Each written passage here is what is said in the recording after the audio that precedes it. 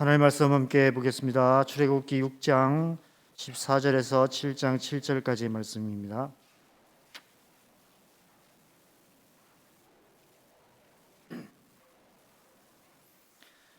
출애굽기 6장 14절에서 7장 7절까지 말씀. 출애굽기 6장 14절에서 7장 7절까지 말씀을 우리가 다 같이 한 목소리로 읽겠습니다. 그들의 조상을 따라 집에 어른은 이러하니라. 이스라엘의 장자 르우벤의 아들은 한옥과 발로와 헤스론과 갈미니, 이들은 르우벤의 족장이요. 시몬의 아들들은 여무엘과 야민과 오갓과 얀과 소알과 가나안 여인의 아들 사울이니, 이들은 시몬의 가족이요. 레위의 아들들의 이름은 그들의 족보대로 이러하니 게르손과 고핫과 무라리요. 레위의 나이는 37세였으며 게르손의 아들들은 그들의 가족대로 림니와 시므이요. 고핫의 아들들은 아므람과 스알과 헤브론과 우시엘이요. 고핫의 나이는 133세였으며 무라리 아들들은 마흘리와 무시니, 이들은 그들의 족보대로 레위의 족장이요. 아므람은 그들의 아버지의 누이 요게벳을 아내로 맞이하였고, 그는 아론과 모세를 낳았으며 아므람의 나이는 137세였으며 이스할의 아들들은 고라와 네벡과 시그리요. 우시리의 아들들은 이사엘과 엘사반과 시드리요. 아론은 아미나답의 딸 나손의 누이 엘리세바를 아내로 맞이하였고, 그는 나답과 아비우와 엘라살과 이다말을 낳았으며 고라의 아들들은 아실과 엘가나와 아비아삽이니, 이들은 고라 사람의 족장이요. 아론의 아들 엘르아살은 부디엘의 딸 중에서 아내를 맞이하였고, 그는 비느하스를 낳았으니, 이들은 레위 사람의 족상을 따라 가족의 어른들이라. 이스라엘 자손을 그들의 군대대로 애굽 땅에서 인도하라 하신 여호와의 명령을 받은 자는 이 아론과 모세요. 애굽 왕 바로에게 이스라엘 자손을 애굽에서 내보내라 말한 사람도 이 모세와 아론이었더라. 여호와께서 애굽 땅에서 모세에게 말씀하시던 날에 여호와께서 모세에게 말씀하여 이르시되, 나는 여호와라. 내가 내게 이르는 바를 너는 애굽 왕 바로에게 다 말하라. 모세가 여호와 앞에서 아뢰되, 나는 입이 둔한 자이오니 바로가 어찌 나의 말을 들으리까? 여호와께서 모세에게 이르시되, 볼지어다 내가 너를 바로에게 신같이 되게 하였은즉 내 영 아론은 내 대언자가 되리니, 내가 내게 명령하는 바를 너는 내 영 아론에게 말하고 그는 바로에게 말하여 그들에게 이스라엘 자손을 그 땅에서 내보내게 할지니라.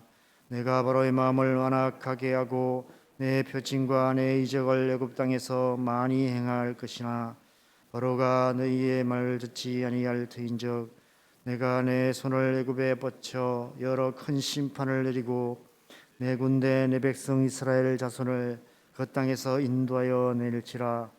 내가 내 손을 애굽 위에 펴서 이스라엘 자손을 그 땅에서 인도하여 낼 때에 애굽 사람이 나를 여호와인 줄 알리라 하시매, 모세와 아론이 여호와께서 자기들에게 명령하신 대로 행하였더라. 그들이 바로에게 말할 때에 모세는 80세였고 아론은 83세였더라. 아멘. 여러분, 혹시 오늘 본문을 보시고 당황하지 않으셨습니까? 저는 오늘 본문을 보자마자 또 라는 생각이 들었습니다. 우리가 매일 성경 본문을 따라 묵상하다 보면 때로 수많은 이름들로만 가득한 족보를 접할 때가 있습니다. 도대체 이 이름들을 통해서 하나님께서 무엇을 말씀하시는지 묵상하는 것이 쉽지 않습니다. 저는 특별히 새벽 기도를 인도할 때 이런 본문을 만나면 심히 난감해집니다. 그래서 저는 오늘 본문의 족보를 건너뛰고 그 다음 구절만 묵상하려다가 하나님께서 이 족보를 여기 기록하신 이유가 있을 텐데 이런 궁금증이 생겼습니다. 그래서 오늘은 반대로 다른 말씀은 이 아니라 이 족보를 묵상한 그 하나님의 이 목적에 대한 그런 묵상을 나누려고 합니다. 다른 부분까지 나누려면 시간이 많이 그럴 것 같고요. 혹시 다른 부분들을 묵상하신 것들은 여러분이 또 카톡방으로 서로 이렇게 사랑방에 나누셔서 풍성한 은혜를 나누시는 그런 은혜가 있기를 바랍니다. 여러분, 왜 지금 이 시점에서 하나님께서 이 족보를 갑자기 말씀하고 계실까요? 이 족보를 통해서 하나님께서 이스라엘 백성들에게, 그리고 이 말씀을 묵상하는 저와 여러분에게 무엇을 말씀하시기 원하시는 것일까요? 제가 얼마 전 안수 집사님들 세미나에서 이 세상의 권위와 하나님의 권위의 차이를 회전의자와 낙하산이라는 제목으로 설명한 적이 있습니다. 아마 안수 집사님들은 기억하실 것입니다. 여러분 가운데 이 노래를 아시는 분들이 많이 계실 것입니다. 빙글빙글 도는 의자 회전의자에 임자가 따로 있나 앉으면 주인이지. 혹시 이 노래를 아시는 분은 대부분 저보다 이렇게 연배가 있으신 분들이실 겁니다. 지금이야 흔한 게 회전의자이지만, 그래서 이 교육자 사무실에 있는 의자가 다 회전의자이지만, 그 당시에 그 회전의자는 사장님 의자였습니다. 소위 세상에서 성공한 사람, 출세한 사람들이나 앉을 수 있는 그런 의자였습니다. 그래서 이 노래의 끝은 억울하면 출세해라, 출세를 해라, 이렇게 끝이 납니다. 회전의자는 치열하게 경쟁하여서 다른 사람을 짓밟고서라도 먼저 앉는 자가 임자인 이 세상의 권위의 상징입니다. 경쟁에서 살아남는 사람이 더 높은 자리를 차지하게 되는 것이 이 세상의 권위의 방식입니다. 그러나 하나님 나라는 그렇지 않습니다. 하나님 나라의 권위는 낙하산 권위입니다. 하나님 나라의 인사정책은 낙하산 인사정책입니다. 하나님께서 주권적으로 한 사람을 택하시고 그 사람을 부르시고 그 사람을 들어서 그 자리에 갖다 앉히시는 것입니다. 여러분, 이번 주일 교회에서 안수집사 권사 임직식을 합니다. 5월에는 장로 장립식을 하게 됩니다. 교회들마다 이런 일이 있을 때마다 왜 이 사람이 안 되고 왜 저 사람이 되었지 하는 여러 가지 다른 생각들 때문에 어려운 일들이 일어나는 경우들이 많이 있습니다. 물론 교회에서 직분자들을 세울 때 여러 가지 인간적인 요소가 작용하기도 합니다. 그러나 그 모든 것까지도 하나님의 주권에 맡기는 것이 올바른 태도가 아닐까 생각됩니다. 하나님께서 미디안 광야에서 양을 치는 모세를 들어서 출애굽이라는 위대한 사명을 감당하는 이스라엘의 지도자가 되게 하셨습니다. 전형적인 하나님의 낙하산 인사였습니다. 그런데 그 하나님의 부르심 앞에 모세는 계속해서 나는 입이 둔한 자입니다 라고 버티는 모습을 보게 됩니다.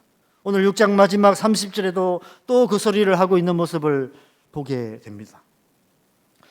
저는 이런 모세의 모습을 보면서 처음에는 모세에게도 나와 같은 콤플렉스가 있었구나 하는 생각을 했습니다. 여러분 안 믿으실지 모르지만 어쩌면 이미 아실지도 모르지만 저는 말을 잘 못하는 게 콤플렉스입니다.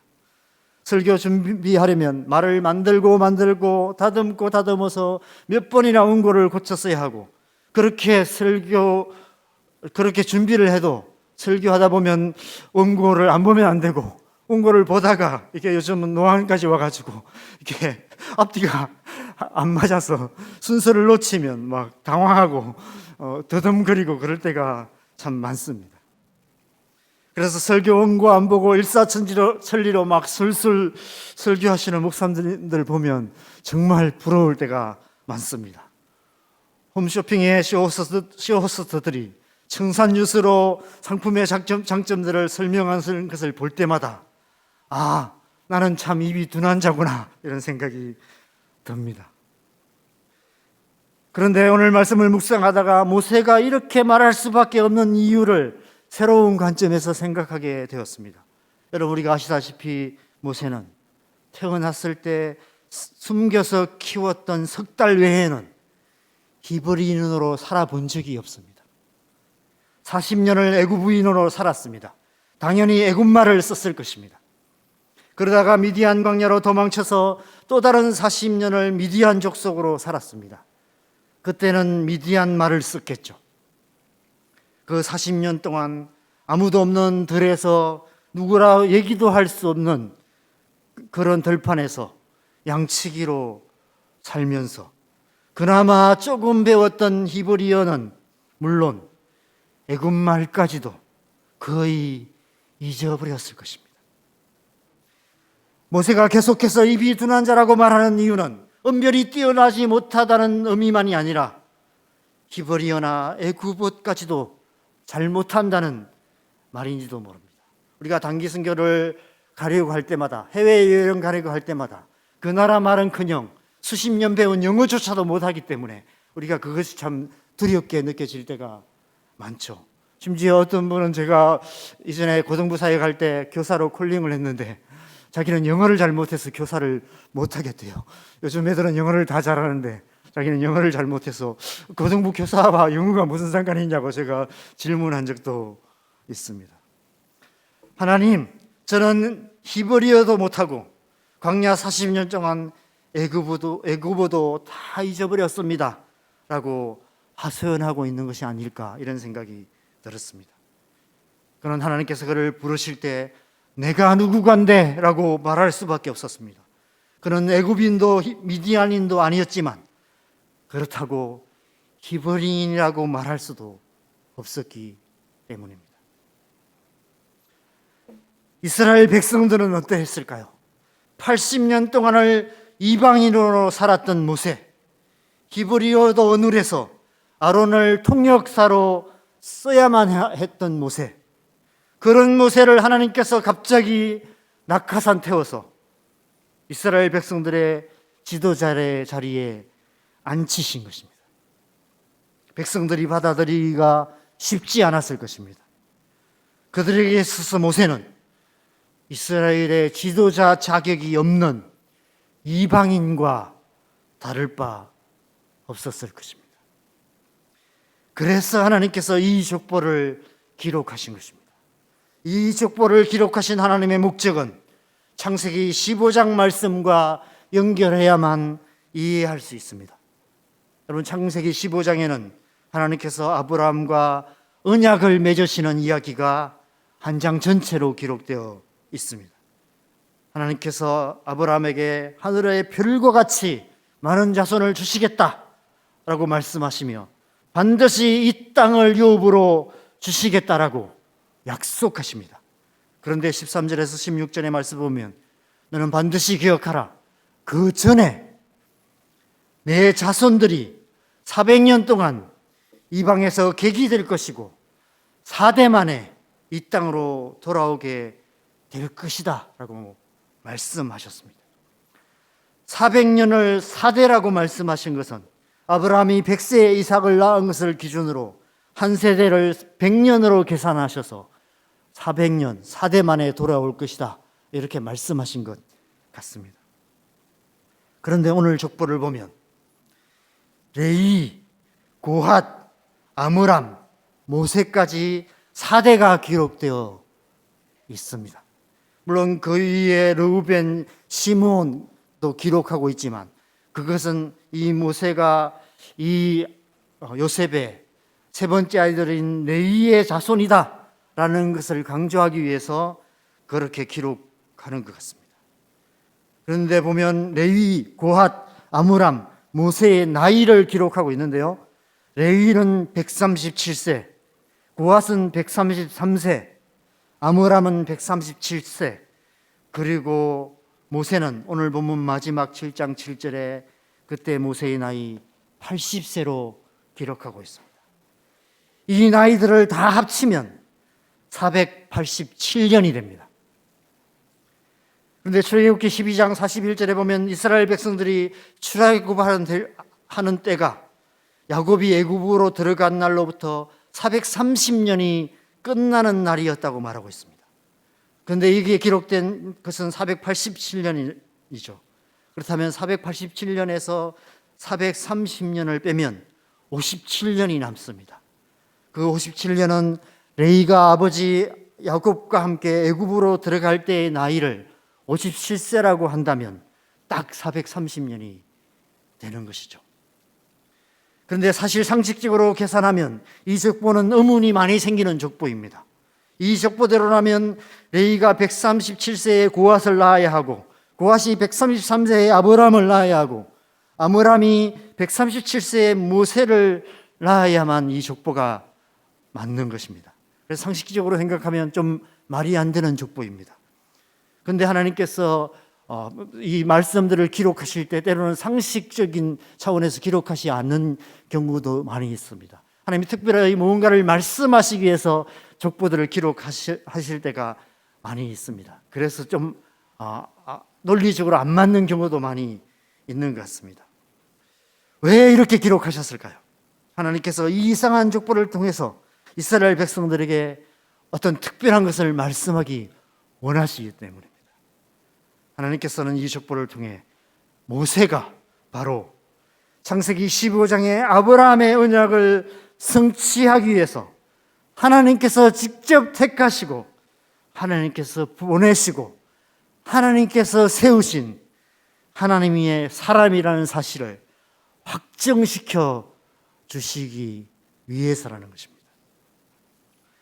400년 동안 종이 되었다가 4대 만에 나오리라는 그 하나님의 언약을 이루시기 위해 하나님께서 모세를 낙하산 태워서 보내신 것이다라고 말씀하고 계시는 것입니다.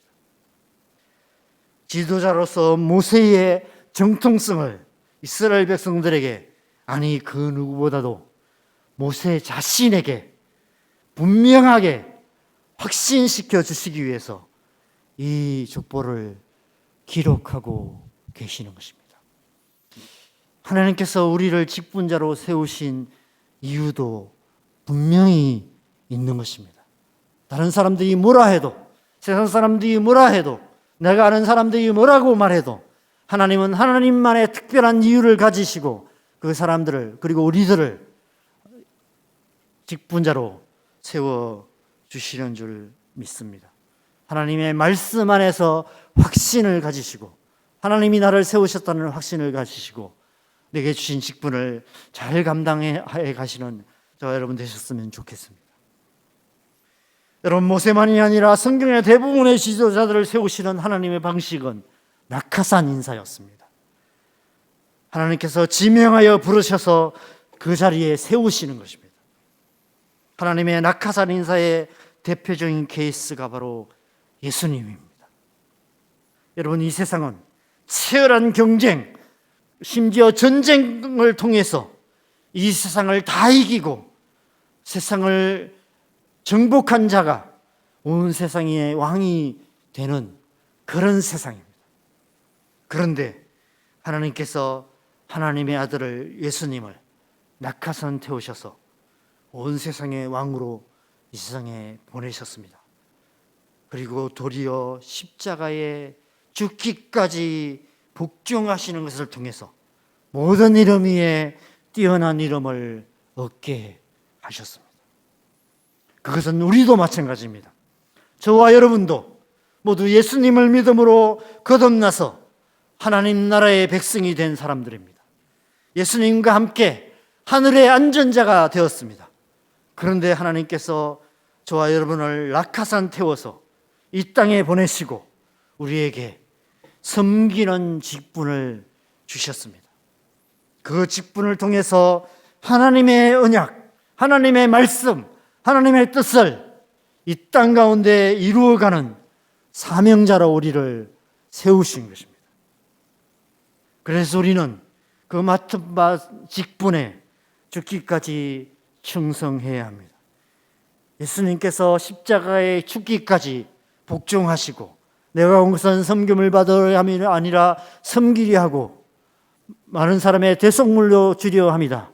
인자가 온 것은 잃어버린 자를 찾아 구원하려 합니다 라고 말씀하신 것처럼 우리 또한 그렇게 자기 목숨을 내어 주기까지 섬김을 통해서 잃어버린 자를 구원하는 사명을 감당해 가야만 하는 것입니다. 그 직분을 통해서 하나님 나라를 이루어가는 삶을 살아야 합니다. 우리가 우리의 직분에 충성할 때 그리스도의 몸된 교회가 애국 같은 이 세상에서 잃어버린 영혼들을, 하나님의 택하신 백성들을 출애굽시키는 사명을 감당해 갈 수 있을 것입니다. 사랑하는 여러분, 오늘 이 새벽에 하나님께서 이 족보를 통해서 우리에게 말씀하시는 것을 귀 기울여 들으시기 바랍니다. 하나님께서 모세를 택하시고 부르셔서 애굽의 압제 아래서 고통하는 이스라엘 백성들을 출애굽시키는 하나님의 사람으로 세우신 것처럼 저와 여러분을 택하시고 부르셔서 이 세상의 권세 아래 고통하는 영혼들을 출세상시키시는 하나님의 사람으로 세우셨다고 말씀하고 계십니다. 그 하나님의 부르심 앞에 모세처럼 입이 둔한 자라는 변명으로 머뭇거리며 버티지 말고 즉시 기쁘게 온전히 순종함으로 하나님의 뜻을 이루어가는 저와 여러분 되기를 바랍니다. 오늘 하루도 즉시 기쁘게 온전히 순종함으로 하나님 나라를 이루어가는 귀한 하루 살아가시는 저와 여러분 되시기를 간절히 바랍니다. 함께 기도하시겠습니다. 여러분, 하나님께서 저와 여러분을 하나님의 백성으로 이 땅 가운데 보내시고 세우신 줄 믿습니다. 우리 각자에게는 하나님이 주신 사명이 있습니다. 또 우리를 또 교회의 여러 가지 직분자로 세워 주셨습니다. 또 이번 주일은 안수집사 권사 임직식도 있고 또 다음 달에는 장로 장립식이 있습니다.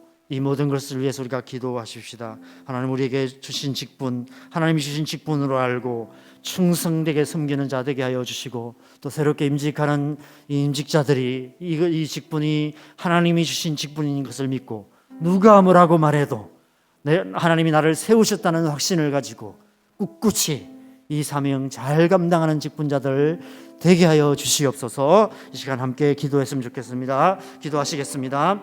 하나님 아버지, 이 아침에 우리가 하나님의 말씀 앞에서 다시 한번 우리를 부르신 하나님의 뜻을 깨닫게 됩니다.